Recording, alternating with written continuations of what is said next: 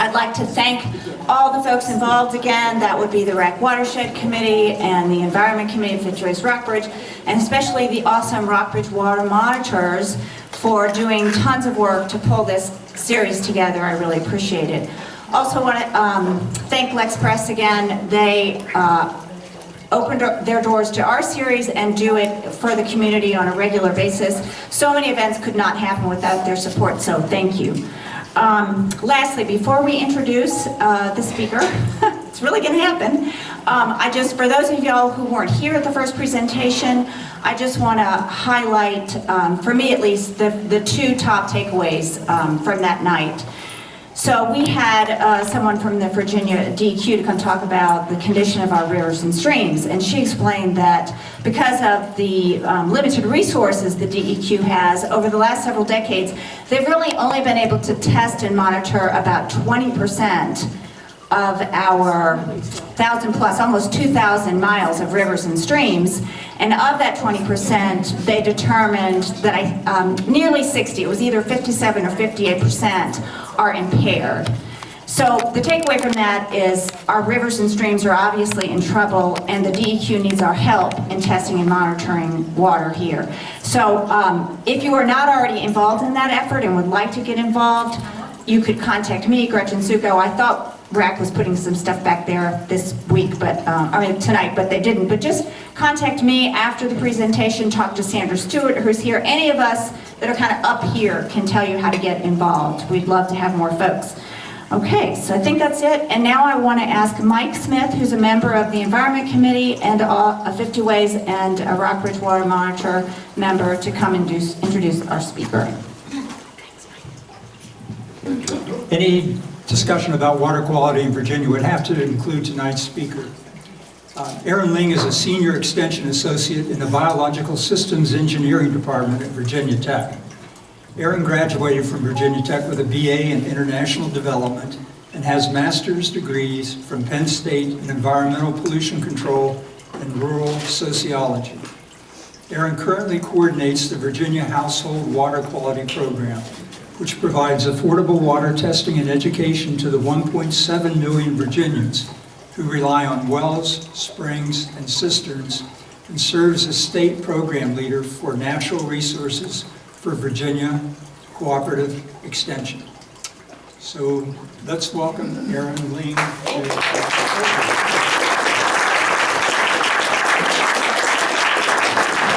Hi everyone.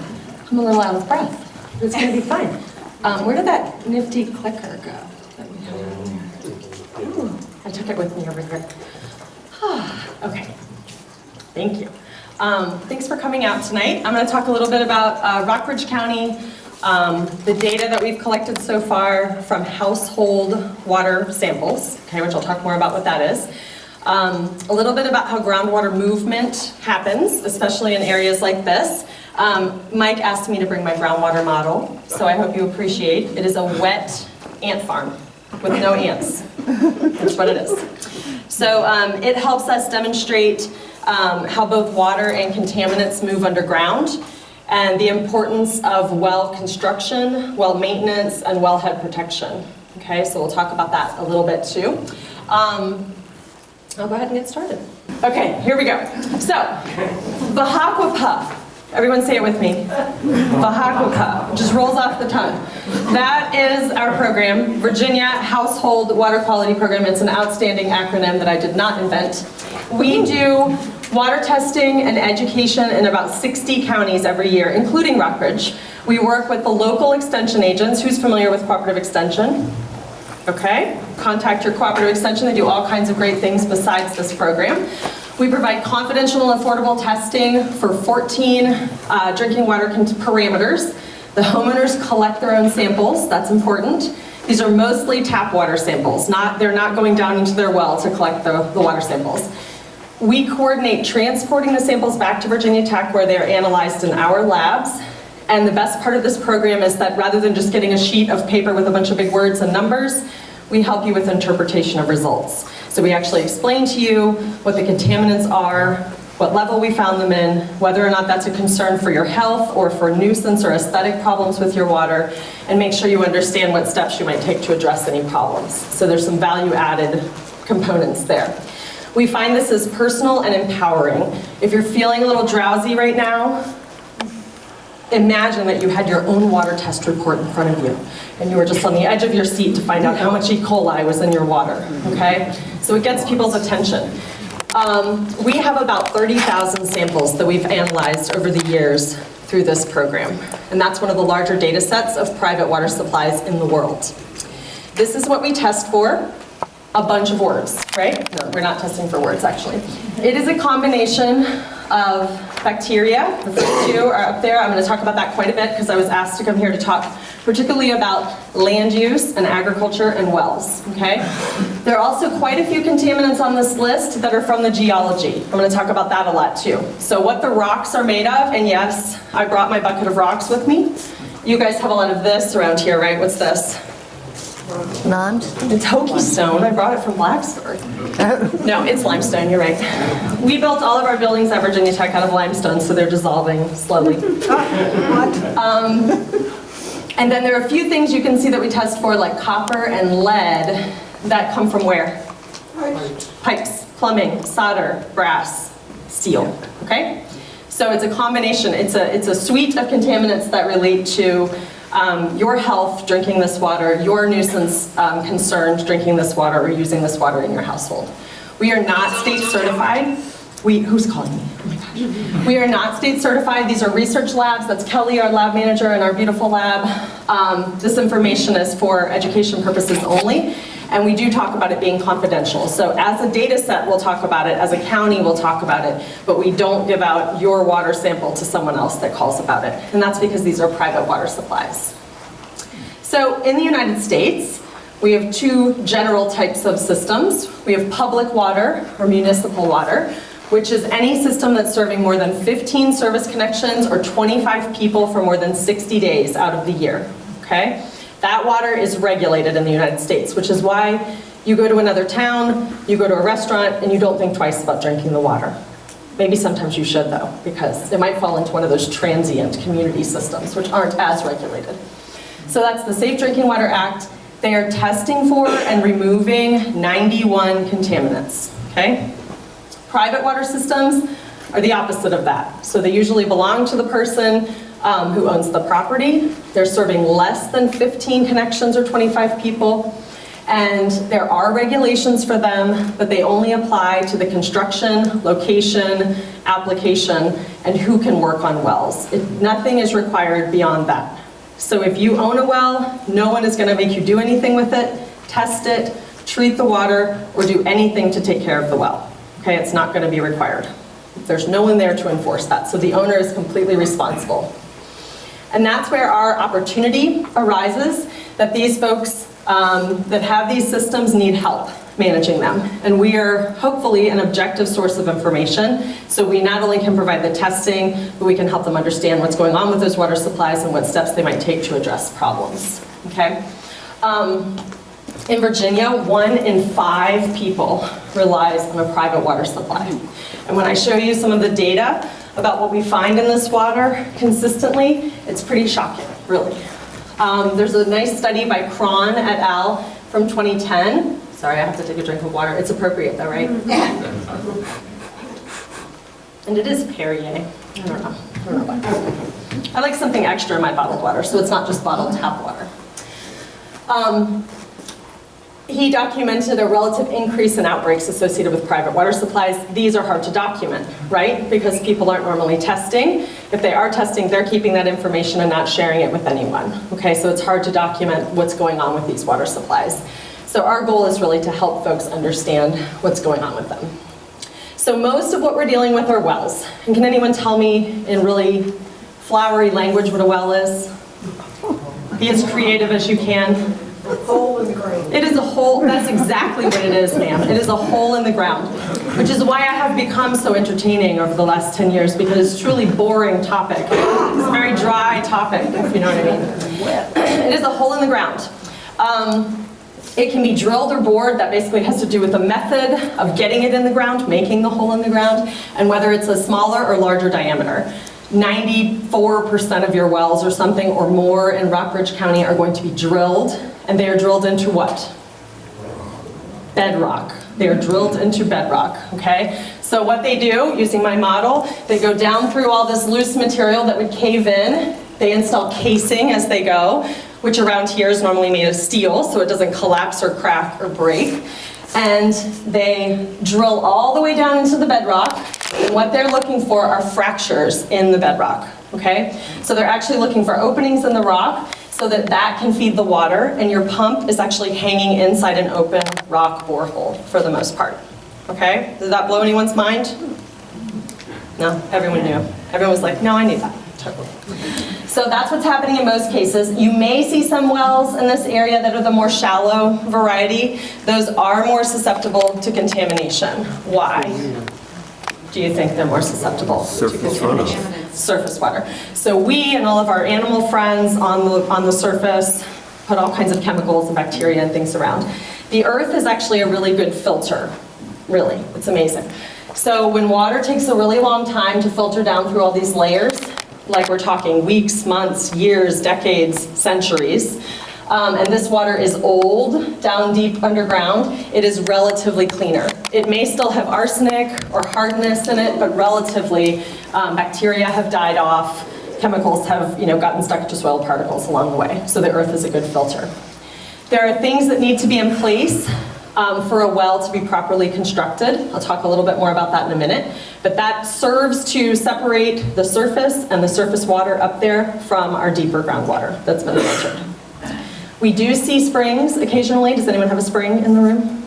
Anyone? Okay. Look, all the spring people are sitting in the back together. They know something we don't know. Yeah. Okay, so a spring is when, basically naturally it's when the water from the water table or deeper kind of pops out the side of a hill or a holler, and we can develop a spring, which means we dig back into the hillside and capture water that's further back and a little bit better filtered. A lot of springs are not well taken care of, and they can be a source of contamination. They can be contaminated from surface water. And occasionally we see a cistern, but that's not very common. Okay, this is some data from VDH from Rockbridge County. They have documentation of over 15,000 wells in this county, okay? Tonight I'm going to be talking to you about data from 215 samples. Can anyone do some quick math and tell me what percent that is? Who's smart? He's figuring it out over here. You're making a grocery list? Okay. It's 1.4%. And some of those are repeat customers, okay? So we have a very small amount of data. So if you don't take anything else out of this room with you tonight, please take with you, I should test my well water. I should test my spring water. I should tell my neighbors to test their well and spring water, okay? It's a big take home. According to this data, which is VDH from Department of Health, over 80% of Rockbridge County is on wells and springs. Okay, it's a vital source of water. Does anyone remember the water cycle? Yeah, it's a favorite. You know what's sad about the water cycle? No one includes groundwater. No, they don't. So groundwater is an important part of the water cycle. Of the fresh water that we have on the planet, about 30% of it is groundwater. It gets into the ground through infiltration, which, as we talked about, helps clean the water up as it moves through all those surfaces. Groundwater and surface water are intimately connected, especially in karst areas like this, okay? So we can have groundwater kind of pop back up into a stream or a river. We can have river water influence groundwater the other direction, okay? It's all very connected. We tend to talk about it separately. You have a speaker for surface water, we have a speaker for, it's very common, it's how it's regulated, but it's all very connected. Yeah, absolutely, yep. Okay, everyone with me so far? Oh my gosh. We do so many things on the surface that can affect our water, okay? Some of these things we do responsibly and well, and we've really improved in the way we manage it, and some things could stand to have a lot of, improvement. So it's important to keep in perspective, we talk about it as land use, the difference between forested versus hay fields versus intensive agriculture versus lawn care. I mean, think about what you can buy, if you wanted to, in a Home Depot or Lowe's and go home and put on your yard tonight. Farmers, for the most part, are regulated in terms of what they can put down, and it's not economically beneficial for them to put down a ton of extra stuff on their land, okay? So just think kind of big picture of all the different types of potential sources of contamination is the way to think about it. Every well, for the most part, except for once in a while, has what that goes along with it. That's the front end of your water system. What's the back end of your water system? A septic system, right? So when those are maintained, when they're sized properly, great, everything is perfect, right? It does work. It's basically a mini wastewater treatment plant that works from bacteria that are breaking down the waste in there. When those things aren't true, when people aren't pumping out their septic tanks regularly, when when they have 10 people living in a house that's meant for 4, that can have a real impact, and those systems can't handle the load of bacteria and nitrates, so those can become a source. And in many cases, most cases, they're located on the same property. So there's that potential for a septic system, whether it's yours or a neighbor's, to affect your well, okay? If your well was constructed after 1992, there's a setback distance that's required. But there are a whole bunch of homes that we see coming through our program that are older than that. And so what's happening underground, you don't always know, until you have a pretty big kind of crisis. Oh no, look what happened. Look, I thought I called an end to the technical difficulties. It wasn't listening. Okay, so when we talk about pollution sources, has anyone heard of point source versus non-point source? Okay, so what can we do to a point source? We can point at it. We can say it's right there. Okay, it's a good way to remember. Non-point source is a lot trickier, right? So we have an entire field, an entire property that is, either having runoff or leaching, and either of those can affect groundwater supplies. Okay.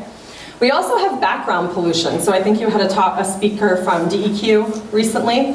So when they're coming up with total maximum daily loads for streams, they are accounting for the wildlife, and they're accounting for septic systems that may not be working properly. They're accounting for cows in the watershed. So the background pollution part is the part that's kind of there naturally, that where the humans are not affecting, okay? So that's separate from agriculture, from septic systems, things like that.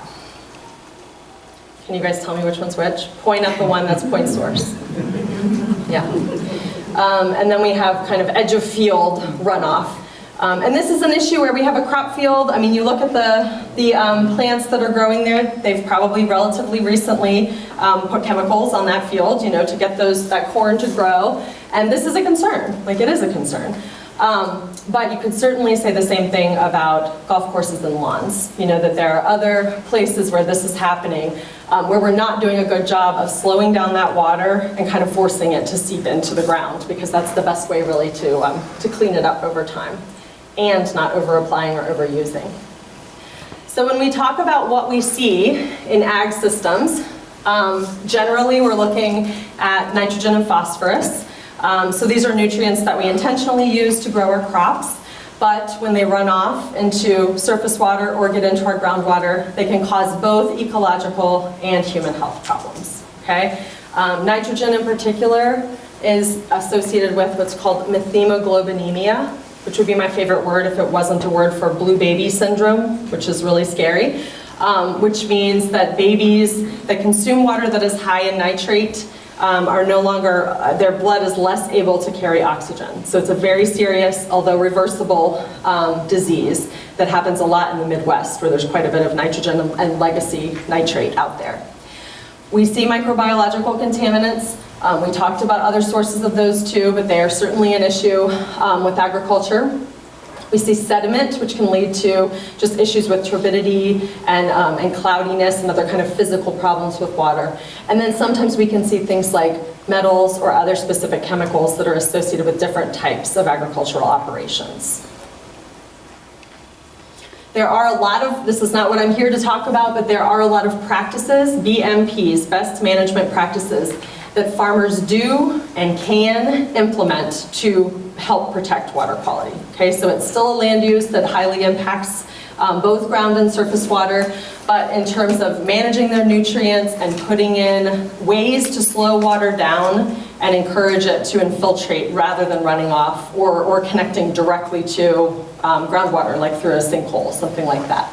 Okay, so there are methods in place in a lot of operations, and they're always an option. There are cost share programs that are available to help landowners take these actions. Stream bank fencing is actually what I did my graduate school work on in the New York City watershed, which does not look like New York City. It looks like that up there in upstate New York. And when you show a picture like that to the New Yorkers and show them that's where their beautiful, clean drinking water comes from, they're pretty shocked. So when you remove animals from a stream, the stream recovers. You can assist that with planting beneficial riparian vegetation, and that makes a huge difference in the health of that stream and the ecology that can live in that stream. It improves fish habitat, and all kinds of other critters come back to a stream when it goes from that to this. Okay, that's very important. We talked about septic maintenance. There's always a picture of a guy like leaning over. It's the only way you can take a picture of septic maintenance, I guess. You can't see it otherwise. Otherwise, it's just like a manhole cover in your yard. But we want to pump our septic tanks at a minimum of every 5 years. So write that down if anyone's like, oh, I haven't done that since 1994 or something. And this is an important way to protect your own groundwater quality as well as your neighbors. And if you're bored one day, I did a lot of research with the National Fish and Wildlife Foundation on pet waste campaigns.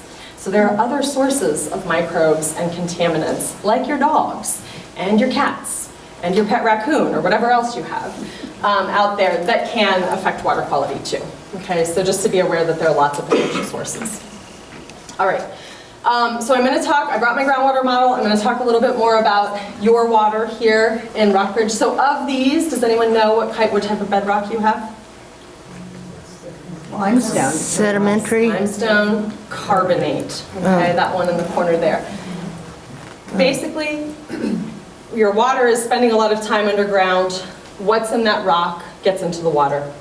So geology affects both water quality, what's in the water, and water quantity, how it moves and where it kind of gathers underground, okay? When we look at the physiographic provinces, that's directly related to the geology, okay? And therefore, directly related to the water quality. So if you pick a place on the map and tell me that spot, I can tell you a lot about the water quality just based on where the sample's from, okay? So in Rockbridge, I'm gonna give it away. You guys are in karst, which means you have lots of wet water. What's that? Limestone, what's it made of? Calcium carbonate. So calcium, magnesium. You also have more bacteria in your water than other counties because you're in karst, because there's more of a connection between the surface and the groundwater, okay? There is a higher incidence of bacteria in the Valley and Ridge provinces than the rest of the state, because it's easier for bacteria, both bacteria from human and animals and bacteria that's just natural in the environment. It's easier for it to get down into your water because you have sinkholes and caves and caverns. And once it's underground, it's easier for it to move around, okay? So this is what's going on in karst. This might not be exactly what's going on in karst, but this is, I mean, what's going on under your property, but this is what's happening. So you have carbonate bedrock, which dissolves over time when it comes in contact with water. And you have openings that start out as fractures, but become dissolution cavities. So they can become a sinkhole. Has anyone seen a sinkhole before? Yeah, just a little bit. Okay, you can have caverns, caves, all kinds of connections. And you can see it's just kind of a crapshoot. Because if you were to drill a hole where there wasn't one of these big openings, you might find some water and it would be relatively well protected compared to other places nearby.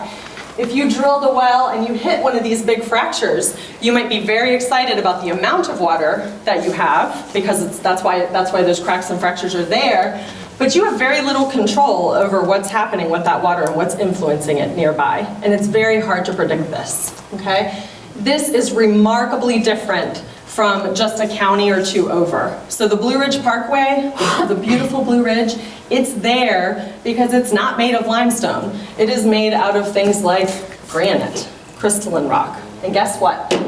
People with lots of money that like a nice view, they decide they're gonna build their dream house, and they build it up on top of the mountain, and it has 5 bedrooms, and they're so happy. Then they drill their well.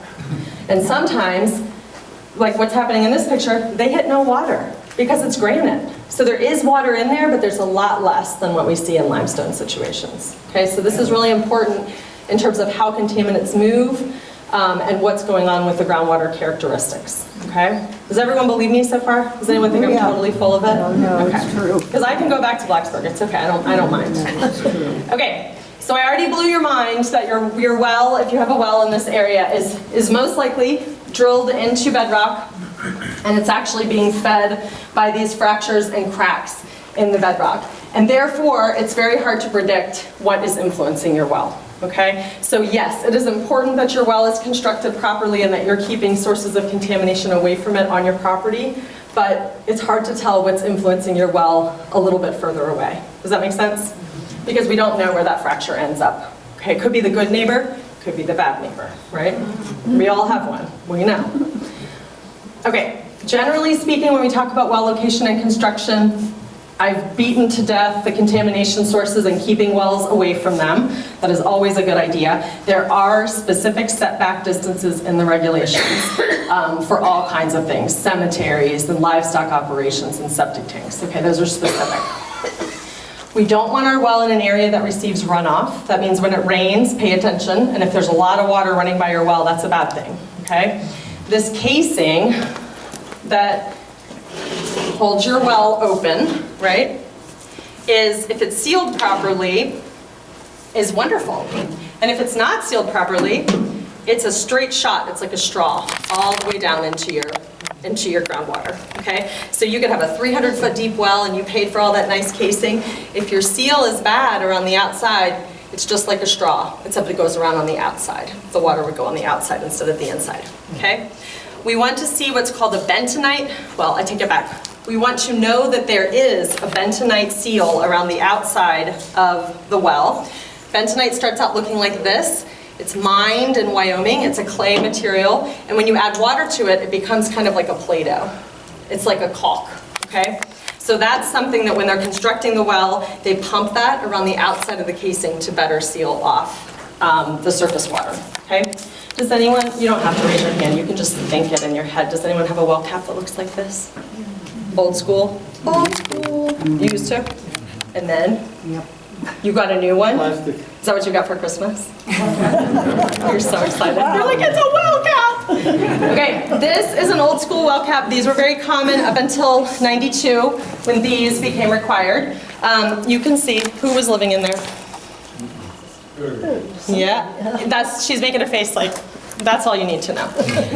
So ants, spiders, caterpillars like to live in these because they're damp and they can build their little nests and hang out. They're kind of well protected. These are not good at keeping out critters like that. I get calls from people who say there are ants coming out of my faucet. Because guess what? If they build a little nest in there, they fall down in the well, they get pumped back up. It's gross, right? Yeah. So this is the type of well cap you want. I'll pass it around, don't steal it. I'll know where you are. It doesn't have to be plastic. But you can see it has bolts that run up and down with a gasket in between two pieces, and it is sealed on your well cap, okay? So what I just did where I pulled it off the casing, that should not happen. Yours should be nice and sturdy on there, okay? But I don't like a rusty casing. You don't like your rusty casing? That's what you have to get for Christmas this year. New I might fix casing. that, but I'm cooling it out. You can extend it up with some PVC, it'll be fine. Okay, so we got it. What are we doing in well construction? What's the only thing we're trying to do? Protect it. Keep surface water out of our well. Okay, that's it. That's the whole deal. Okay, generally, if you don't want to drink it, don't use it near your well. Everyone believe me there? Yes. Keep your well accessible, keep records, treat it like the system that it is, because it's your drinking water, right? It's very important. If you've never had someone check your well, consider having a licensed well driller do that. All right, we're jumping into data. Everyone ready? Got your data thinking caps on? Okay, this is statewide data. It's about 14,000 samples. I have been busy. So this is across the whole state, and we can compare that to what's going on in Rockbridge. Okay, so 72% drilled well, some of those shallower, wider diameter dug or bored wells. A lot of people don't know. That's very common, don't know wells. Wells are an average of 25 years old, which means they're older than the regulations that require all these things we just talked about, which means those things may or may not be in place. Okay, so if you know your well is that old, consider having it checked out. It also means some of those components may be failing over time. They're just not doing as well because they're rusting or because they're kind of, decaying over time, okay? 80% of the people who come through our program to test their water have never tested their water, or they've tested only once, okay? 80%. That's consistent every year. And interestingly, the most common thing that people say they're treating the water for are not health-related contaminants, okay? Because they're not testing, so they don't know the health-related contaminants are in there. Are you punching him because he needs to test the water? No, that's not happening. Okay, that's what she fusses about. I love it. Okay, so in the next slide, I'm going to show you what we actually find in the water. 50% of people don't have any treatment, which is fine, right? As long as you're testing the water, which no one is. Well, some people, 20% of people are doing a great job, right? I think that's a law, isn't it? The law of 80-20? I think 20% of the people are doing a great job. Okay, the next three types of devices, sediment filter softener and iron removal, all nuisance contaminants. Things that make your glasses icky or they stain your laundry, but they're not going to kill you, all right? Then we have acid neutralizer, which starts to get at dealing with corrosive water, UV light, and reverse osmosis. So really, out of all of those, the only one that's directly addressing a health contaminant is the UV light, okay? Because that's actually addressing bacteria in your water, right? When we compare that to, this is again statewide, we'll get to Rockbridge in a minute. When we compare that to what we actually find in the water, we find a lot of total coliform bacteria in the water, okay? And I'll talk more about total coliform, but basically, they are an indication that surface water is getting into your groundwater. There are living bacteria that were hanging out on the top, having a party, not wanting to hurt you necessarily. Coliform are harmless, but they're in your well, in the water that's coming out of your tap. And that shows that you have something not happening in this filtration, right? If bacteria can survive long enough to get deep down here and get pumped back up so that we can count them at the lab, that means something is missing when it comes to your well construction, well maintenance, all those things that should be in place to seal off your well, okay? We also see quite a bit of sodium, which we'll talk about in a minute, quite a bit of lead and copper. One good thing about being in limestone is that you have less issues with lead and copper, less issues with plumbing metals, because your water's not corrosive. It's buffered by those hardness minerals, okay? So your pH tends to be neutral, so that's not the thing that's probably going to get you. There's just a few hits for lead. We see quite a bit of E. coli. Across the state, it ranges from 8 to 10%. Not all E. coli are pathogenic, but it is a sign that human or animal waste is entering your water, okay? And getting down into the well quickly enough for us to count it in the lab, okay? We see a little tiny bit of nitrate, a bit of fluoride, and a bit of arsenic, all of which have health concerns, okay? The blue bars are nuisance contaminants, so they might kind of annoy you, stain things, make your water smell or taste funny, but it's not a health concern. So, this is our compiled Rockbridge County data, 215 samples. Again, we've talked about this as tap water, so it is going to include some evidence of treatment, things like softeners, and it's going to include some evidence of plumbing materials because it's not being collected directly out of the ground, okay? That also means when we have homeowner-collected tap water samples, there is certainly potential for some of this bacteria to be coming from hands that were not washed well, that were touching the kitchen faucet, things like that, okay? They're not perfectly collected samples. But this is what people are drinking, right? So in order, if you're totally sanitizing your whole faucet, analyzing that, but that's not what you're doing before you get that drink of water in the morning. That's not accurate. So there is some chance that this is a little bit inflated because of that, okay? So remember we saw about 40% positive for total coliform statewide, and about 8 to 10% positive for E. coli statewide. So these numbers are a bit higher for Rockbridge, for Rockingham, for other counties in the Valley and Ridge. I can't see that. Can you read those numbers for Rockbridge? Yes. Which numbers do you want me to read? Just the Rockbridge. So I'll tell you what, No, just Just the coliform. just the coliform? Just what you were just saying. Okay, so this is percent of samples that are basically have bacteria present.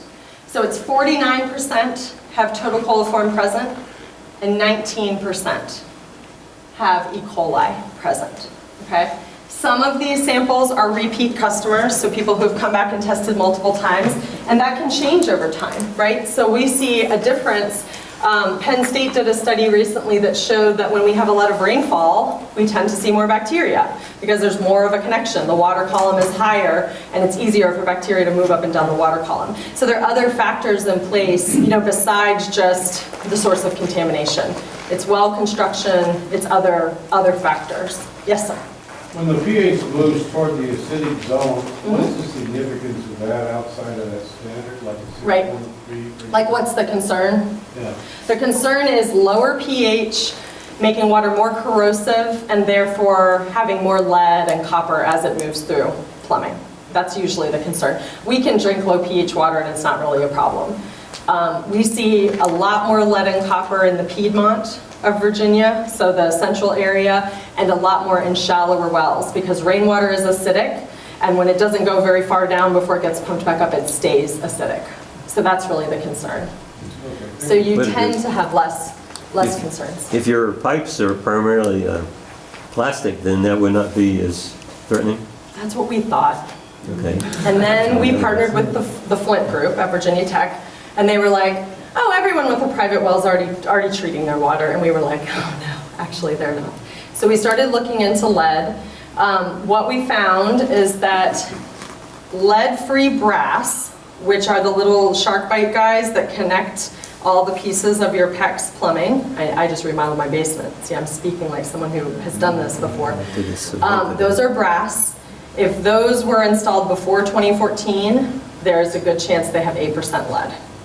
So even with plastic plumbing, if you have corrosive water, there's a good chance that lead is an issue. So we're really trying to get the word out that even in newer homes, and after 2014, that's when they really buckled down and lowered that amount to 0.25% lead, and it made a huge difference. Surprise, if you take the lead out of the pipes, the lead doesn't get in your water anymore.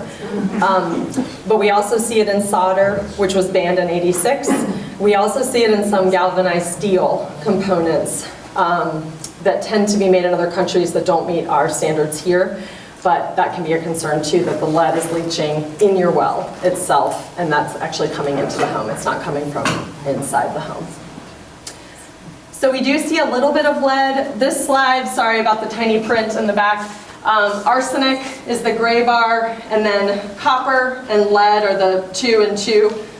We do what's called a first draw and a flush, which means that we collect water, or we ask the homeowners to collect water that's been sitting in the pipes overnight to get an idea of the highest level of lead after 6 hours of contact time, and then we have them run the water for a minute, and then we analyze both so we can compare and see what's happening.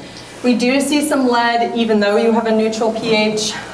There are quite a few springs that we analyze, so it's possible that that's associated with those. And there's also some interesting scaling interactions that happen with lead sometimes, where the lead will actually, and this is not my expertise, but the lead will actually bond somehow with the calcium and magnesium and can cause a problem. But that's pretty rare overall. So that's only 9% exceedance for lead. Okay.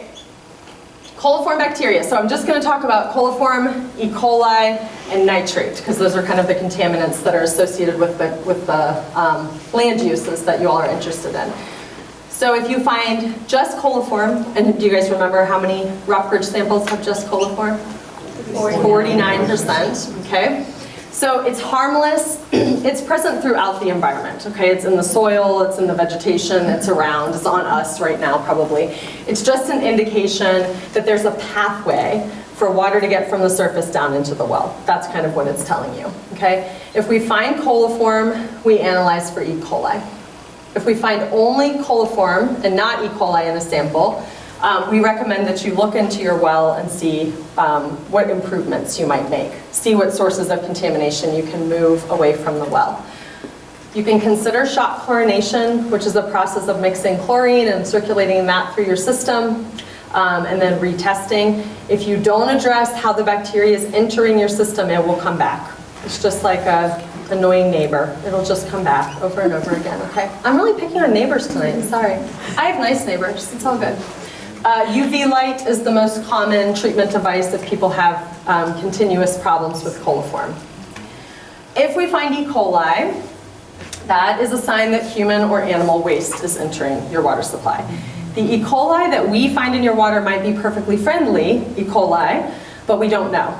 Okay, and they're showing us that not only do we have a pathway from the surface, we have human or animal waste influencing. So we're concerned about things like pathogenic E. coli, Cryptosporidia, Giardia, okay, those types of things, and a bunch of other scary-ish things too. Okay, so we recommend people take more immediate steps to address and also look into their well construction, see what they can do to figure that out. We have done 2 research studies looking at source tracking. So if you're really curious, if you find bacteria in your well, there are tests you can run to look at the DNA of the bacteria. It's a method called qPCR, and it will tell you this is likely human or this is likely animal. And there is a way you can get even more specific to actually find out what type of animal, okay? It's a lot of information, might blow your mind, I don't know. But we have done 2 studies. In most cases, we find that it's a smaller proportion of E. coli that we're finding that's human derived. It's mostly from animals, like it's a variety of wildlife, livestock, things like that. Okay.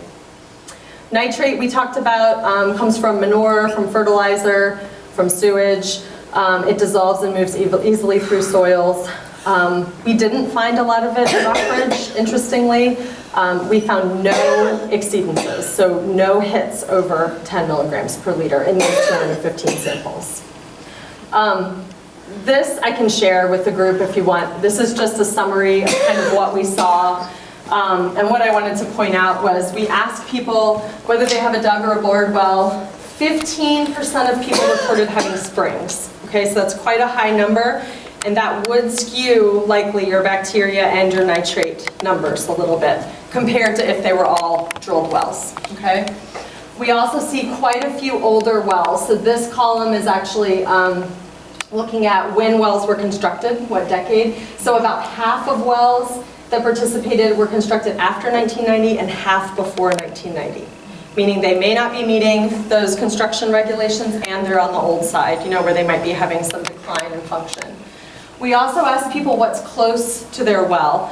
We asked them to report this just so they're more aware of it. So 5% reported being close to a septic tank within 100 feet, 12% within 100 feet of a stream, and that's a real concern when it comes to flooding and groundwater interactions since we're in karst, and then 7% within 100 feet of an oil tank. Okay? This is just, again, an awareness, so people are just kind of paying attention to what's going on close by. But this is within half a mile, which there's a very small chance that that would actually be affecting your well. It's more just kind of people thinking about it. 1% close to a landfill within a half a mile. 3% within a half a mile of an illegal dump. 27% within a half a mile of field crops, and 55% within a half a mile of farm animal operation. So that's homeowner reported information. So this is Rockbridge County. These are where the samples are from that we've analyzed so far, okay? So the more flame-colored is denser distribution of samples that we've received from that area. So you can see, we talked about there are how many wells about in Rockbridge County? 15,000. And this is big dots for about 215 samples, okay? So it's deceiving that we're covering as much of the county as we are. It's more of a heat map to show you where we're getting more participation in our program, okay? We looked at what the distribution of coliform and E. coli looked like. It basically looks like this, and it's just a smattering of positives that has no spatial distribution whatsoever. It's just kind of random. And my guess, because of all the things we've talked about, would be if you were to systematically go back to the same 50 wells, every year, you would see variation. You would see positive for coliform, not positive for coliform in the same wells sometimes, okay? That's that. Okay, so big picture. What our program is trying to do is help people figure out what contaminants are in their water, how they got there, and what they might do to address any problems. Our first recommendation is always to try to figure out the source of pollution, whether that's surface water or nitrate from fertilizer or something like that, and prevent that from getting into the well in the first place, okay? Improving the maintenance of the well is always a good idea. Treating the water if necessary, but making sure that we're understanding what contaminants and in what concentrations before we're making those choices.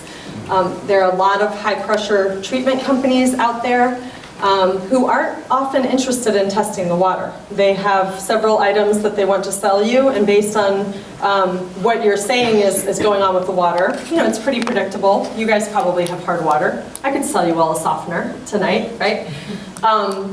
But there's a lot of times where they would rather you spend that money that you might spend testing towards buying a treatment device. Okay, so just be aware of that. And then sometimes developing a new source of water is necessary.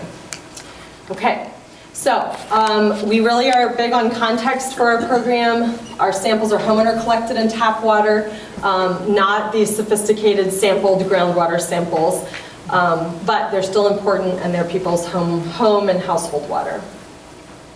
215 samples we have analyzed out of about 15,000 wells. So tell your friends. We'll probably run another program here next spring, would be my guess. I will run samples for you anytime. So if you're interested in shipping samples to us, or if you're coming to Blacksburg on a field trip, we can arrange that. We do have specific dates when samples come into our lab, but we can always process a sample for you within a week or two, if that's something you're interested in. We do generalize our map points to protect confidentiality of the participants in our program. We talked about karst geology resulting in increased surface groundwater interaction, which means the water on the surface gets into the ground more easily when we have karst. 49% of samples are positive for total coliform and 19% positive for E. coli. We have done some source tracking, but not in Rockbridge County. So if that was something that a group was interested in, we can find researchers that can help us with that. But again, a lot of times you're going to get not super black and white results. You're going to get, yeah, there's a little bit of human and a little bit of cow in this water. That there's a lot going on there. Okay. We did not detect high levels of nitrate in the samples that we looked at. And really the point that I want to make is just that when we find contamination in a well, it's a combination of a lot of things, which I think I've made that point several times this evening. So more testing and education is always a good thing. If your neighbors are more aware of what's in their water and how to take care of their systems, your well will also be better protected. It's a shared resource, so that's really important. And that's me doing something glowy. This is what E. coli does in the lab. It glows. When you feed it special food and hold it under a black light, it doesn't glow automatically. So, any questions? Yes, ma'am. You may have mentioned this, but I didn't hear it. How often do you recommend that homeowners should test their well? Right, excellent question. We recommend at least for bacteria every year. And then other contaminants as needed. And just to put into perspective, we send a lot of people to private labs, especially with real estate transfers and things like that. A bacteria test is about $50 in a private lab, and our whole suite of analysis is $60 because we're able to do it through Virginia Tech. So it is a discounted rate. So does that include E. coli? Yes, it includes E. coli. And if you did it with a private lab, it would be for both. It's the same test, so coliform and E. coli. And ours includes E. coli. And the realty professionals accept your testing? No, it depends. Usually they don't. So we would refer you to a private lab if you were doing a real estate transaction, just to have a little bit more assurance. Yes? On the high sodium levels, Yeah. Do you think that has anything to do with water softeners? It is water softeners, yes. So if we go over to the coastal plain, we see high sodium in the sediments out there. Here, it's people softening. So we'll see about half hard water and half softened water, which has high sodium and lower hardness. Yes, and it can be a health concern, especially if you're on a low sodium diet. So how does this business work to sell you water softeners if they're contaminating the water? Well, they're adding sodium, but they're removing a contaminant that you don't want in the water a lot of times. So they're, if you have Well, they're adding scaling. something that's a health problem, and they're taking away something that's just cosmetic. Bingo. But it's because people want it. Yes. I recommend a lot of people soften their water, their hot water, soften their water they're using for washing, and then drink their hard water. So they bypass the cold water line around the softener. Your water will taste better and be better for you. But it's okay to just pollute the water. I mean, there's a lot of natural sodium in the water too. The levels that we're seeing, we certainly see other places, but yeah, they're adding salt to the water. And if you have a septic tank, you're adding salt to your septic tank, which is not particularly great for You're it. not adding salt to your water, adding salt to the groundwater. You're True. adding salt to everybody's water. You're adding some salt to everybody's water, and sometimes a lot. If your water is very hard, you're adding a lot of salt because it's an exchange. Yes, what you said. Any other questions? Yeah, I thought Yes. I read somewhere that Wisconsin had done a study on adding salt to septic tanks, and they said it was not that There's some detrimental. mixed studies, and I mean, there's certainly a ton of bacteria that live in the ocean, and that's very salty. So I think it's fine, but there is an environmental, I don't think it's probably a large impact when you think about all these individual homes, but it could make a difference, over time. What's your definition of shallow well versus deep well? Oh, it kind of depends on where you are. I would say maybe less than 50 feet would be shallow. Less than 50 feet would be a shallow well. So I don't want to, did we figure out the presentation situation? I think so, but if you can do that, if I can just use your dongle, that's the easiest. But that's their computer, so let me. Okay, I got it. I think I got it. Okay. Pause, please. Does anyone need a snack? That's what I asked my kids this time when they look like kind of tired. I'm like, does anyone need a snack? Yeah. Okay. And I'm going to stick around to answer more questions after, but I don't want to take up any more time. Oh, thank you, Erin. Thank you.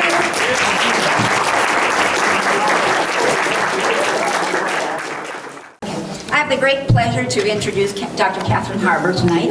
And since most or all of you are from Rockbridge and Lexington, I'm sure you've heard of Dr. Harbour before. So in addition to her Doctor of Medicine and her family practice certification, she's board certified by the American Board of Holistic Medicine. She got that in 2000, and the Institute of Functional Medicine in 2015. So Catherine practices functional medicine, and as she described to me earlier, she likes medical mysteries. So she's pretty well known in this area, in fact, region-wide too, because I have a friend in Harrisonburg who comes down too. She's well known for diagnosing and for treating Lyme disease. Also, and for various ailments that are caused by mysterious environmental and other factors. So that's where the mystery comes in, I guess. Also, and you may not know this, but she gave a great presentation on Alzheimer's.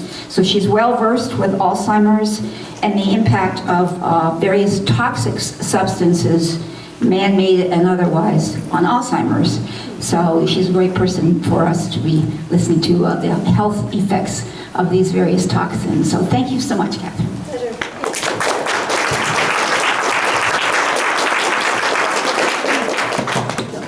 Can you guys hear me? No. Yes? You can't? No. Not very well. Use the mic. We use the mic. I'll be using the mic.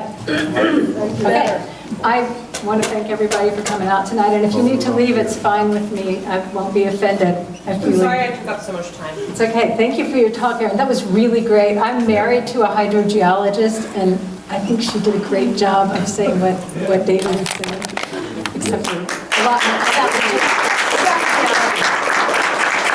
And I want to give a shout out to RAC. RAC has been protecting the environment here and doing water quality monitoring for many, many years with lots of volunteers. I think currently and really under Sandra's leadership, they've got 30 water quality monitors going and are going with great gusto.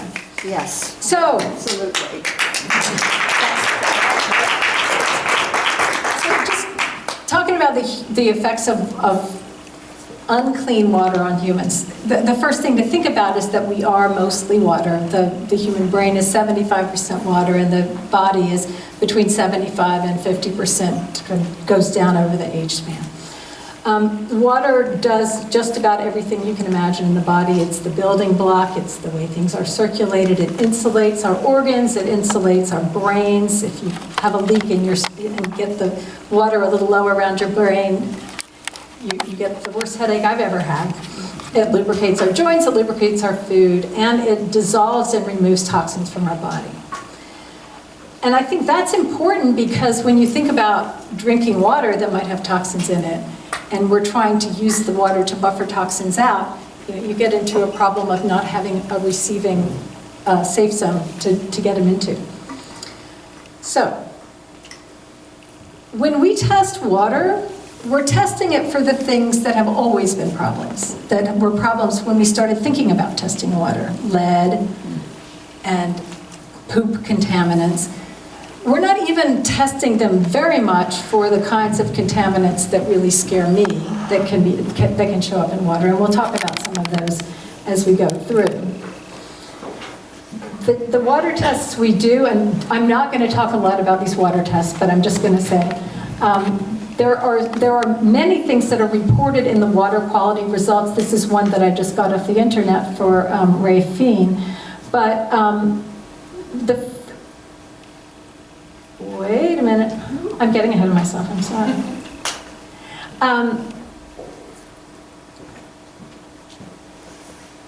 Sorry. I don't know how to use this computer very well. Okay. It looks for the turbidity of the water, it looks for many things, but the things that I wanted to comment on particularly are the things I didn't know about. And those are the nitrates. I think that Erin already explained pretty well. When you see nitrates in the water, that indicates that there's been contamination, that there are organic byproducts in the water that you're drinking. I'm not really going to talk about the effects of lead because that's not got to do with the water quality from the county so much. But two of the things on this water quality report that I had no idea what they were are haloacetic acids, and it turns out that they are a byproduct of water treatment. So when there are more organic materials in the water has to have more chlorination in it. I actually learned about this from Leslie Ayers because she told me the reason you shouldn't pee in the swimming pool is because when you do, they have to use more chlorine to clean it. So these are byproducts of chlorination. There are other reasons, actually. I felt totally innocent. So they are used as refrigerants and they are known carcinogens. And when they appear in the water, it means that the water quality was low to begin with because they were needed. And the other thing that was on that same section, haloacetic acids and tri-something acids, are both reflecting how much chlorine was used, and they were reflecting that it was used to break down organic substances, and they themselves are carcinogens coming out in the water. So it's good when they're below the threshold, but they're barely below the threshold in this water. So don't drink too much. We talked about well water enough. Okay, nitrates, you know that nitrates are a proxy. They're a proxy for your drinking runoff. You're not drinking deep groundwater. You're drinking things that have been contaminated with surface water. And the thing with the blue baby syndrome is that babies get more of their nutrients from liquid because, blue baby syndrome doesn't happen in breastfed babies, it happens in bottle-fed babies because they're drinking water mixed with, if they're drinking powdered formula. that's who gets the blue baby syndrome. And it is treatable, but it reflects a problem that's also a problem for us, just at a lower level. So what the EPA has always said is that short-term exposure to nitrite levels at or just below the health standards is only a problem for infants, and it's an issue when powdered formulas are used.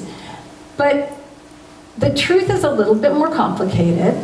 It turns out that exposure to nitrate-containing waters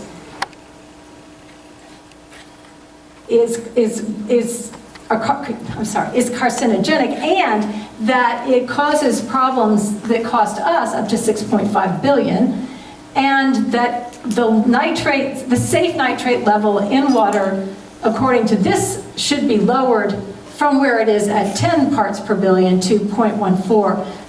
That is another way of writing parts per billion. So the new, and notice the publication date, this just came out. So this is a 2018 study. 2019 study indicating that the way we're thinking about the nitrates in water is problematic. And the reason it's problematic is that the way we've always thought about what is safe has to do with what will kill you if you're in a factory and get exposed to it, or if you're the one spraying the crops and get exposed to it. Not about what a long-term chronic exposure does. That has not been the way we think about things. And it takes a long time to demonstrate the carcinogenesis of a problem, of a substance. Okay, that's what I already did. I did it backwards, so now here we go. So the literature review that found halocetic acids to be carcinogenic also said that there is sufficient evidence of its being carcinogenic that it should be regulated at a much lower level. So there we go. So the other things that are in the water that has been contaminated by animals, and I think part of the impetus for this discussion is that the CAFO fear is coming to Rockbridge County. We're worried about what's going to happen if there's more concentrated feeding of animals and we get, therefore, more concentrated hits of bacteria going into our water. And of course that, as we just learned, is going to affect us differentially, and it's going to affect the people who are on well water, and particularly the people who are on well water that's getting contaminated more. But all of us like to swim in the river, so it's a big issue. So the coliform bacteria we've already talked about. E. coli is a normal part of our guts, but as we'll talk about in a minute, when the E. coli are living in feedlots where there's just lots of concentration of the E. coli, they share information and can grow very toxic. So it's getting specific E. coli outbreaks that's the problem. It's not that E. coli is the scariest substance in the world. Parasites in the water, parasites are very well protected from decay in the environment. They can live in the soil and in the water for a long time. They're ubiquitous in animals, and especially in young mammals, get the Cryptosporidium. The really pretty one that looks like a Halloween thing, that's Giardia. And Giardia, we think of Giardia as being where there's wild animal contamination, but domestic animals and farm animals can also carry and transmit Giardia. Salmonella is a huge problem when we're working with chicken factories. Salmonella gets in the water and it can persist in the water. And viruses, those pretty things are viruses. And they also are very, very good at persisting in the water because they're not alive to begin with.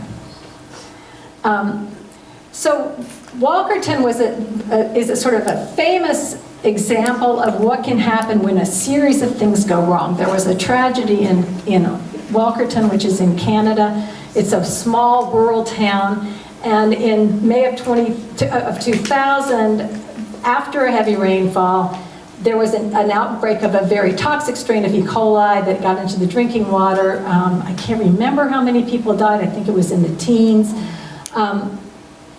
But more people were made ill than lived in the town, than the population of the town. So it was a huge public health scare and a big wake-up call about water treatment. And what happened was that there was some sense that there was a problem, but there had been a lot of people at the treatment plants making up numbers and not really doing their due diligence and not even actually doing their jobs, and then the regulators were not really regulating, and so there was just a series of events. And my friend who studies plane crashes says, but when there's a plane crash, there's not one thing. There's at least 8 things that go wrong before you get to this level of tragedy. And that was definitely true here, but it does speak to how dangerous it is to not be a little bit vigilant about water quality. I have a couple of patients who work in water quality, and they work nights. You know, they work nights at the water plant. I mean, they have hard jobs. They're up all night, pouring chemicals in, monitoring things, and I can see how at the rates they get paid, it would be easy to think that taking a nap's a good idea. There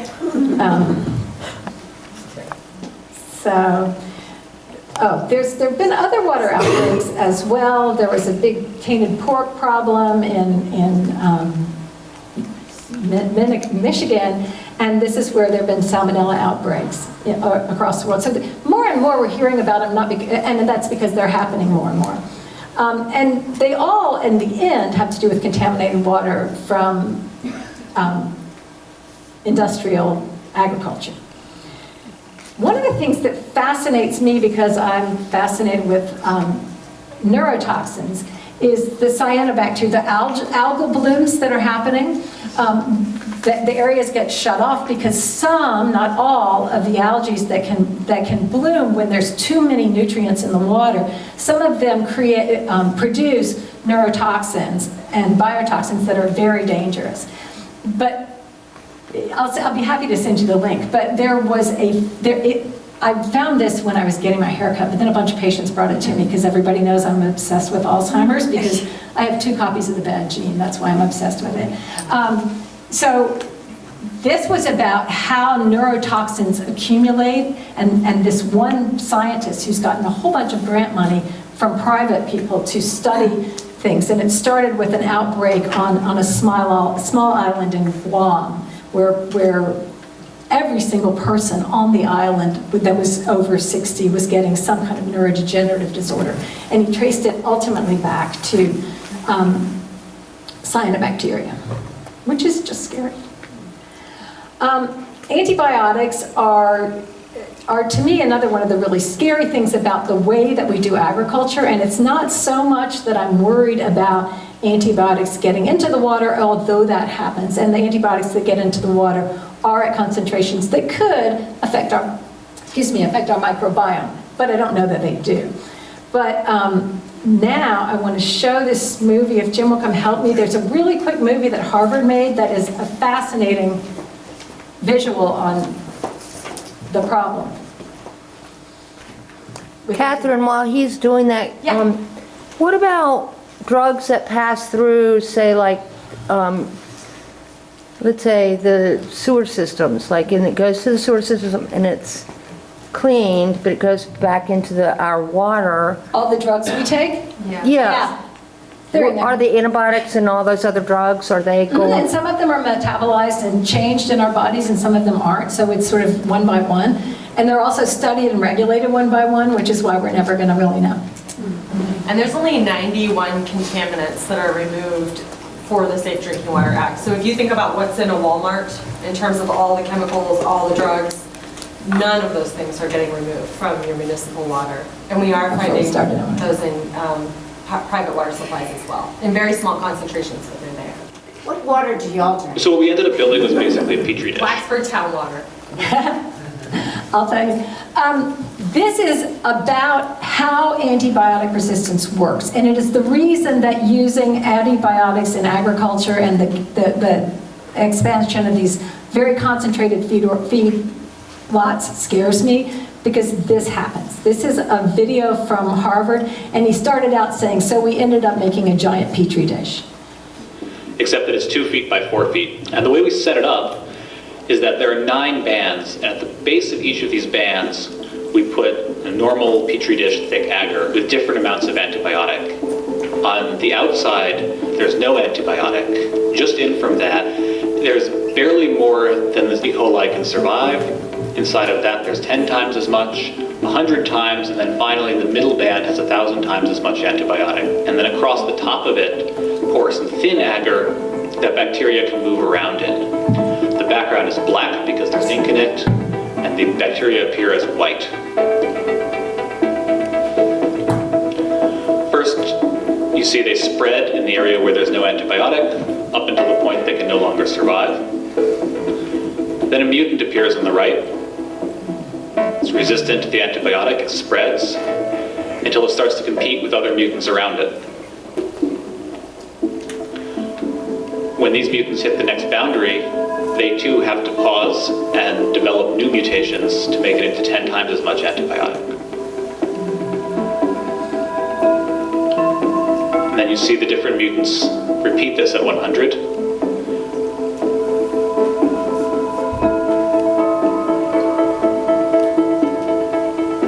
And after about 11 days, they finally make it into 1,000 times as much antibiotic as the wild type can survive.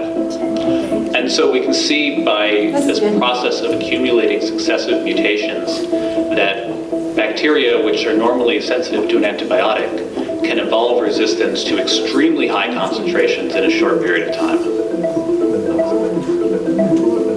Isn't that terrifying? Yes. Right, and so the more opportunity these bacteria have to be playing in the poop of other animals, and you know, as the bacteria mix with each other, they share information. That's what they do. And so what you get is this acceleration of what is otherwise a natural process of bacterial evolution. It just gets really ramped up when there is a condition of crowding, just because there's so much exposure. Glyphosate is one of the pesticides that is ubiquitous around here and has always been thought to be fairly safe. It is showing up in the drinking water and in the bodies of people everywhere. It's now pretty well, by the people I listen to, known to be a carcinogen. It is one of the things that is studied by the EPA, but and I think it's regulated at 700 parts per billion. However, what we're finding is that it's an endocrine disruptor. And endocrine disruptors are chemicals that mimic hormones in the body. So they have hormone-like effects, which means that they certainly are implicated in cancers of breast and testes, but also that they mess with the thyroid. You know how everybody has an autoimmune thyroid problem now? The thyroid is pretty much the canary in the coal mine of the endocrine system. And so having even low levels of this in our bodies is something that should be concerning, I think, to most of us. The other thing that Roundup does is it doesn't really work on a mechanism. It doesn't kill weeds by doing something to weeds that is in common with us, unlike pesticides, which are, killing the bugs because of something that we also have. Roundup doesn't work that way, but it has a devastating effect on our microbiome. So it kills the bacteria that inhabit our guts that we depend on for life, actually. Oh, now I gotta go over here. Okay, this is gonna be tough. I can advance your slides. I can advance my own slides, I bet. Can I? Maybe. You could teach me. I'm sorry, I don't have a bunch. Okay, ready? Mm-hmm. Go. Okay, so endocrine disrupting chemicals have been shown to cause a wide range, there's a wide range of them, and they've been shown to cause, thank you, all the things that you see here, including one of the examples that's widely studied and very scary is called, I think it's called antrazine, but somebody else might have a better way of pronouncing it. But these are sort of, they have, the endocrine disrupting pesticides are the ones, the names of the PCBs, and they're all these poly something, and they are manufactured, and new ones are manufactured each year. So even And they're more effective, which means more toxic each year. So even as one gets regulated and banned, we're getting more and more out on the back end of that. And I think with fairly scary results. So I'm going to show you a thing on anthracene that I got from a conference that I went to on environmental medicine. The recommended application concentration of anthracene is 1 in it's 1 million parts per billion is what you use when you're spraying it, right? But then when it gets into the runoff that goes into the water, it's down at 10,000 parts per billion. And in the streams, it is found at about 200 parts per billion. And it's considered by the EPA to be safe in the short term at 100 parts per billion. It shows up in the surface water slightly below that. It's considered safe in, oh, I said it wrong, but it's safe in drinking water at, I think it's 2 parts per billion. It occurs in rain because this anthracene goes onto the plants and it becomes part of the, anyway, it becomes part of what evaporates. It's a pesticide or herbicide? It's an herbicide. It's an herbicide. It shows up in rain at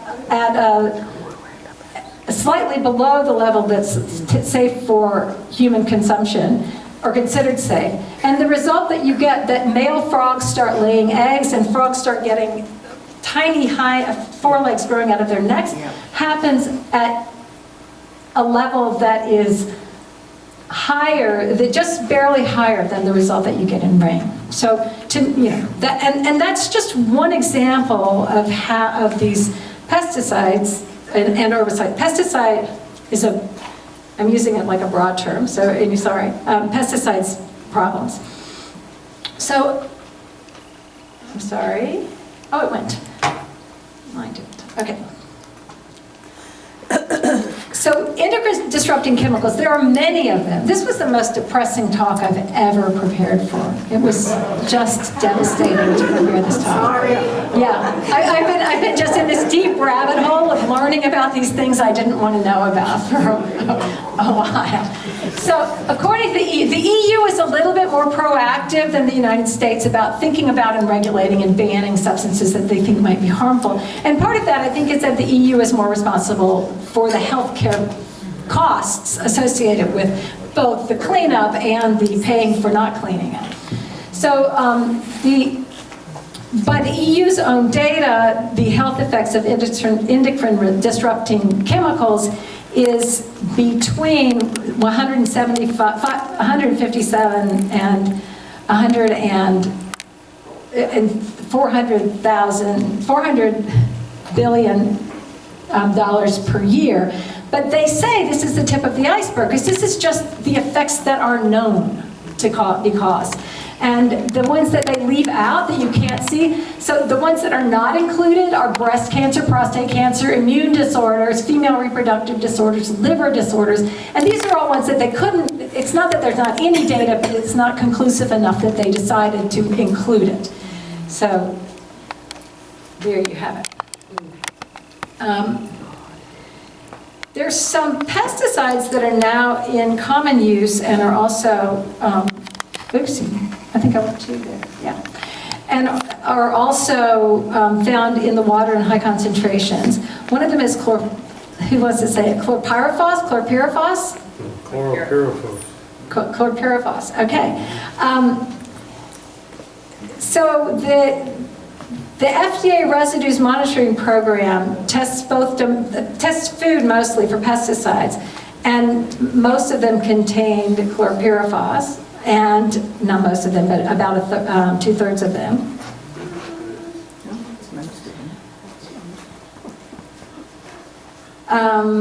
I gotta see it. I'm sorry. When I can see my notes, I do a much better job of being organized. So chlorpyrifos is a known carcinogen. I don't think there's controversy about that.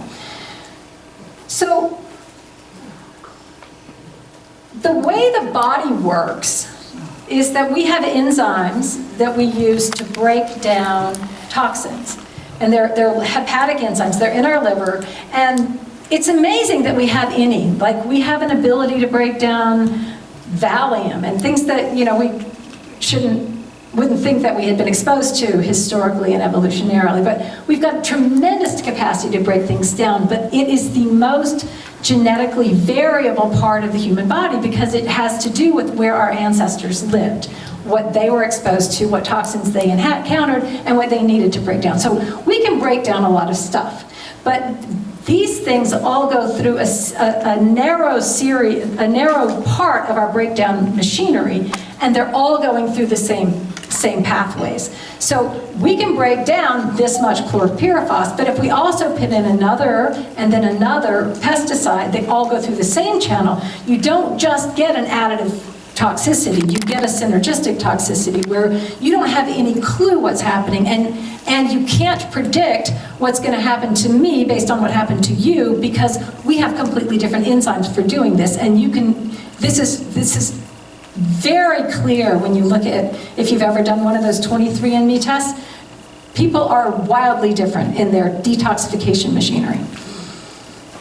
So, but we regulate them based on which we only regulate the ones we know are human carcinogens or human neurotoxins or human Parkinson's makers. We regulate those, and only to the level that we assume is okay. We make an assumption about what's okay, rather than banning things outright. And even to get there, even to figure out that something's a carcinogen, is very difficult. You have to have a lot of people die in a cluster in a place for it even to get studied. And then it gets studied and proposals get made. It's a very long multi-step process for getting these things broken down. For getting these things addressed at all.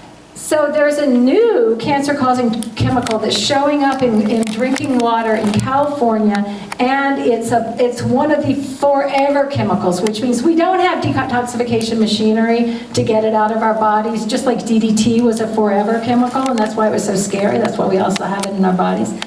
The guy who worked on it for the Pentagon says there's no measurable amount that is safe to drink, and yet it's showing up in our water. So, there we go. So, it's very concerning to me that we have this apparent position of we're not going to look for it before there's a problem, because God knows there might not be a problem and then we wouldn't have to deal with it. And we're not really going to look at the scope of the impacts. Like, we're not, because we can't, right? We can't study for brain tumors and liver tumors and kidney tumors at the same time, because how do we do it except for in rats, and they're not that great proxies for humans. So we're sort of in the position of assuming things are okay until there's a big problem. And again, we don't study more than one thing at a time. A functional medicine view of the world is that chronic low-level toxicity is very problematic, that you get synergistic effects from multiple toxicants, that susceptibility is tremendously influenced by how well your body transforms things and what your total body load is. And that it's also very age-dependent. In the end, we are what we get that we can't eliminate.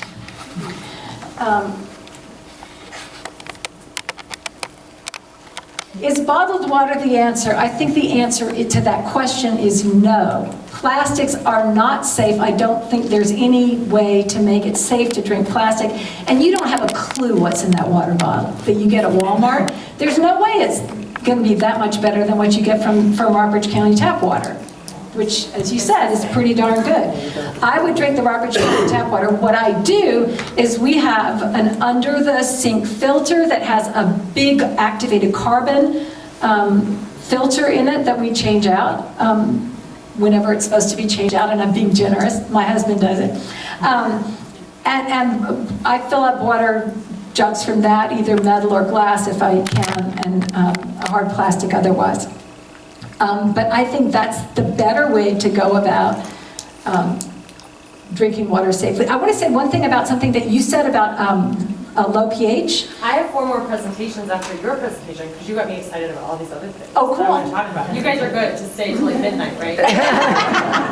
So, what were you saying about pH? pH. So when the water has a low pH, which is what you're saying you're finding around here, it is acidic.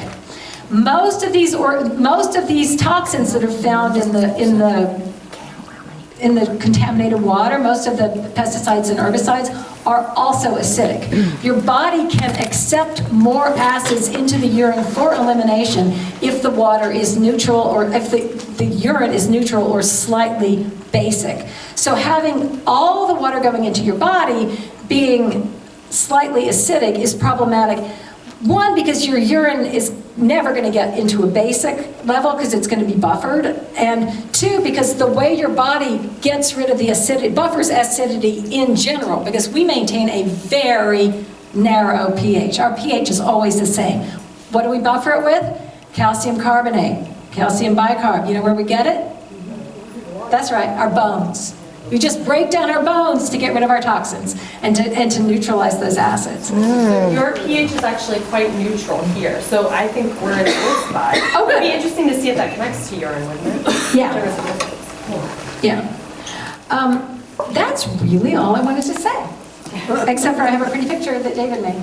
This is when the dam came down. This is a great picture because we went upstream the day that they took the dam down. And that is the first riffle that appeared as the dam was going down. We kayaked up to it, and that was as it was forming. Yes, ma'am. Yes, thank you, Ken. I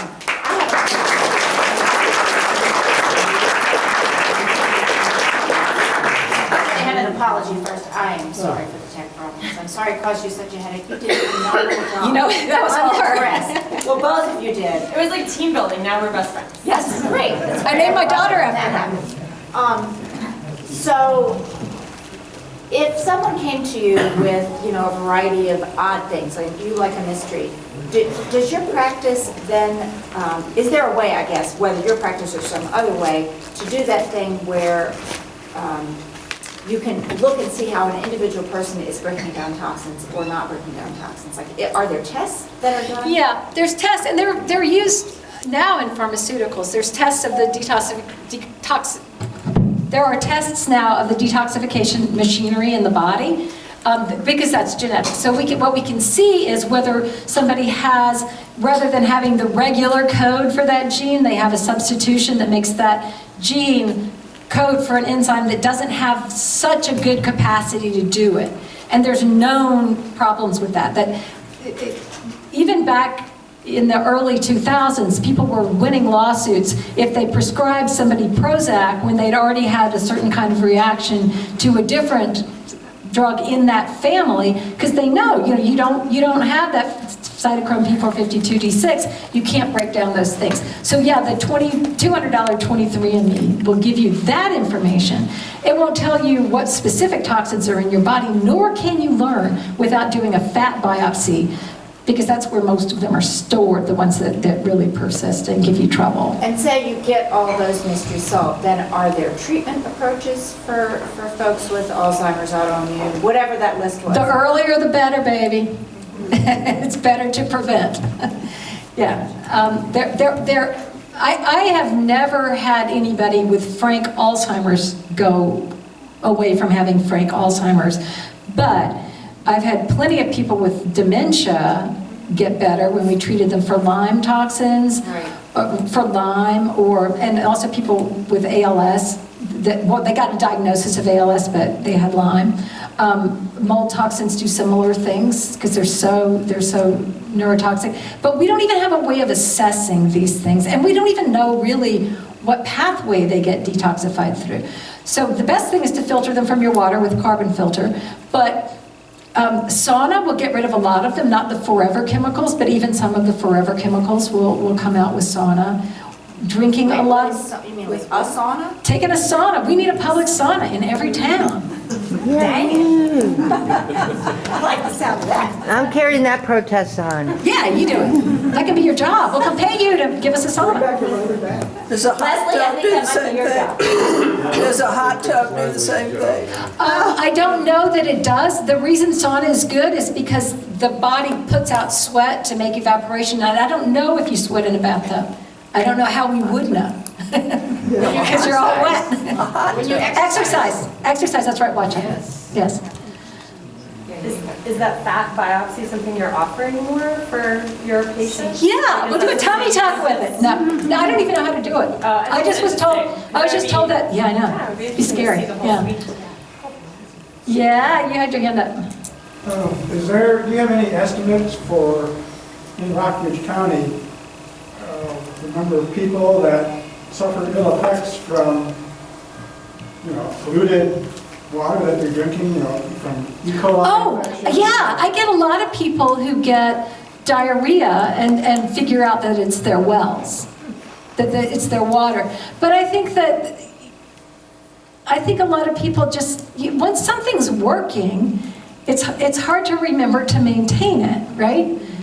And so what I didn't know until your lecture is what to tell them to do. Yeah, but shocking it worries me a little bit because then you make all those carcinogens when you shock the bacteria. Honestly, UV light is better because you're potentially creating those trihalomethanes or other byproducts with that one. Yeah, whereas if you just kill all those bacteria with a light, you can get all their protein. You had a question? Is the carbon better than the RO filter? I'll tell you why I prefer it. The question is about reverse osmosis versus carbon. I do everything I can to have a low carbon footprint. And so reverse osmosis is very energy demanding, and I just don't feel good about it. Because it wastes water? It just takes a lot of energy to run the water through the filters, is my understanding. And it wastes a lot of water. And wastes 80% of the water is waste. Right. All right. So yeah, those are the two reasons. Yeah. But I think a little bit that osmosis process that's going on when you do reverse osmosis is the same thing that's going on in our bodies. So as you're putting clean water in, you're able to remove toxins. But if you put water in that has the same amount of toxin as you have in your body, they'll either accumulate if you've got a high affinity for it, or you don't get any benefit from drinking water that has those toxins in it. Yes? If glyphosate is killing the microorganisms in the human gut, what is it doing to the microorganisms in the soil where food for animals and humans is being grown? Yeah, that's what Marcia was asking me earlier. It ain't pretty. And again, nobody that I know of is testing this or thinking about it. And I don't know how that's going to change. This was the thing that left me feeling so hopeless while I made this talk and wanted to slip my wrists. They're going to have the Kool-Aid. Yeah, no, I don't. I think it can't have no impact. And I mean, who's to say whether the ones that started out in the soil are better or worse than the ones we make? I just think, Mother Nature. I think we can't do better. Yeah. One more question, Ms. Louise. You dropped a bomb there at the end of your formal presentation, which was that were you saying that our bodies use the calcium in our bones to do the detoxification? No, they use the calcium in our bones to maintain a normal pH. And if your diet and your water load and other things create an acid tendency, your body will use your bones to buffer that after it uses up whatever calcium you have in your foods, right? But the bone will be sacrificed to maintain a normal pH because we can't function at a wide range of pHs. Can you test your own pH? Yeah, you just gotta, well, no. Your own pH you don't need to test because unless you're really sick, your pH is going to be really close to 7.0 to 4. But but you can test your urine pH, and it's really interesting because it's very diet dependent, but it's also dependent on other things. And you can just get urine pH strips and pee on them. So what should it be? Diet-wise. Well, I have the alkaline crackers back there, I brought those. Otherwise, did you? What was that question? What would be a good urine pH? Well, if it's neutral, it's 7. So that's what you're sort of aiming at. But if you wanted to make your urine more accepting of these toxins, you'd want it to be more like 5. I'm sorry, more like 8. Yeah, you want it higher. Sorry. Why would we want that? You mean accepting the toxin? You want them in your urine. You want to pee them out. Yeah, you want your urine to have some capacity to grab those things in. So how can we turn our urine to 5 pH? There are pH, she has an alkaline food. Are they the seed crackers? Yeah. Yeah. Oh, okay. There are foods that are alkaline, and there's a lot of obsession about an alkaline diet, and I'm not really into that, but it's an interesting idea to me. Another idea that's fascinating to me is the idea that I got from a patient, that if every morning the first thing you do is drink a glass of distilled water, and my husband, who knows more about these science things than I do in water, because he's a hydrologist, he says this is true. If you drink 1 glass of distilled water, then things will equilibrate into that. Certainly sodium will go in there and potassium will go in there. As it goes through your body, it's going to become the same, it's going to have the same concentration as your blood of whatever it's dealing with. So it might be, it's an interesting thought that you could detoxify your body that way. Drinking distilled water in general isn't good because you need the minerals. And also if you get in a plastic jug, that's bad. But it's still a really interesting idea to me. Plus, it's not coffee. There is that. Which is acid. Yes. But it's a good acid. Yeah. So I have this question about pH. Is the pH in your body, though, is that the pH in your urine doesn't necessarily reflect the pH in the body as a whole, does it? Because the reason I ask is that I don't know about people so much, but we have some cats, and they get UTIs, and the vets always tell us, well, they're getting a UTI because they're having kidney failure, and their pH of the urine is not acidic, and that allows the bacteria to grow better in a non-acidic urine. So I'm a little confused about this relationship between having a basic. Well, you use the kidneys. The kidneys are the part of the machinery that your body uses to fix the pH, right? I don't know. I don't think about it that way. I've never thought about the pH of the urine as correlating with bacteria. In fact, I'm pretty sure that it doesn't. In humans, it might in the context of a urinary tract infection, but that logic doesn't work for me for humans, but it might be right. I just don't know that story. I don't know. All right. Catherine, why is perspiration is good for human? I know we always say detoxify, whether you in sauna or you work out crazy like you just soaking wet. Because your body is trying to get rid of these toxins, and they're in the fluids in your body, and so they go out. Your body, and as soon as they go out, the level that's left gets back into balance, and then you sweat some more. So as long as what you're putting into your body has less toxins in it than what your sweat has in it, your sweat's going to reflect what your body has in it, right? So if you then rehydrate with something that's got less toxin in it, you come out ahead. So if you exercise and sweat, that's as good in its own way as a sauna. Is that what you were? She's just asking why sweat's good for detoxifying. Either way. There are people who sell far infrared saunas who make really big claims about them. I don't know. I think there's something to be said for jiggling the infrared in there, but I don't know. I might add, everybody's asking about the benefits of sweating, but I've always heard that after a massage that you should drink a lot of water because you get the toxins out of your muscles and from the massage. Is Well, I that, think you get a lot of fluid flow to your muscles during massage, and I think the lymph system starts getting activated during massage. But I don't know Right. that it's been tested. I know that sauna has been tested for people who have mold illness. They'll do urine mycotoxin tests before a sauna and after a sauna, and the day after the sauna, the urine mycotoxin load is really higher, really higher. All right, you guys, go watch the videos.